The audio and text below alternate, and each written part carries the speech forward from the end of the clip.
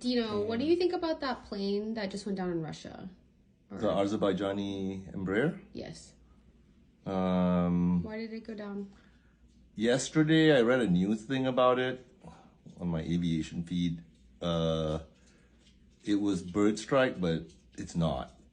I mean, I don't want to speculate. We were just talking about it being bird strike. It's not a bird strike. It doesn't look like it. It was shot down. Yeah.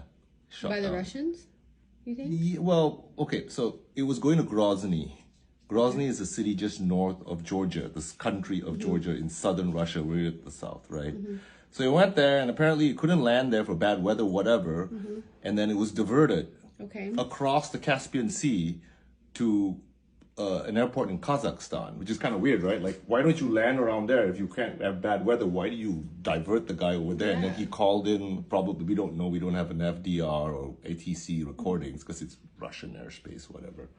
But apparently he called in loss of flight controls and someone saw the plane go down. But why I think it's, okay, the European news agencies already say, you know, Azerbaijani, like, government, you know, officials already are saying they were shot down. But if you look at the pictures online, anywhere, on New York Times, Washington, anywhere, look at the vertical stabilizer of that airplane.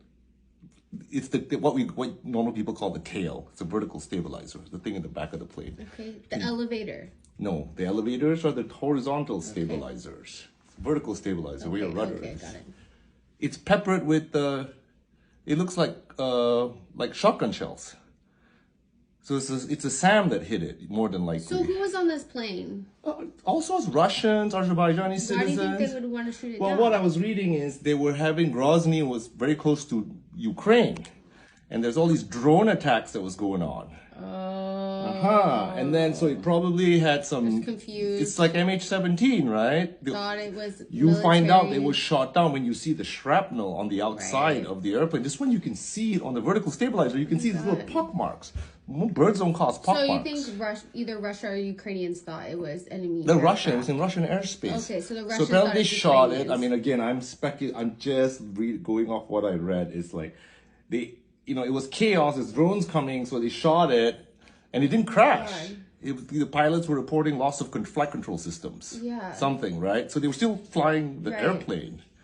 And apparently they went to the other side, and then there's GPS jamming over there. There's all sorts of GPS jamming in that area because of all the drone activity from, in the war with Ukraine, right? And probably the guy just couldn't keep it in the air anymore and crash. But half the people survived, so I don't think he did one of these. He may have tried to put it down because half the people survived. But I don't want to speculate. This is just what my opinion is, but just from what I read, and that picture to me doesn't look like a bird strikes don't cause those kinds of holes. So missiles, when you shoot a missile, SAM, surface to air missiles, when they shoot at airplanes, they're not meant to directly hit the airplane.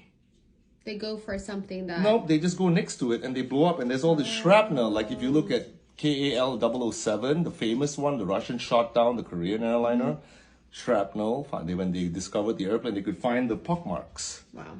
MH17, shrapnel. So it's not like, the missile doesn't hit the airplane. It gets a proximity fuse near the airplane. It blows, and then all the shrapnel hits it, and then... Wow. That's what I think happens. So. All right.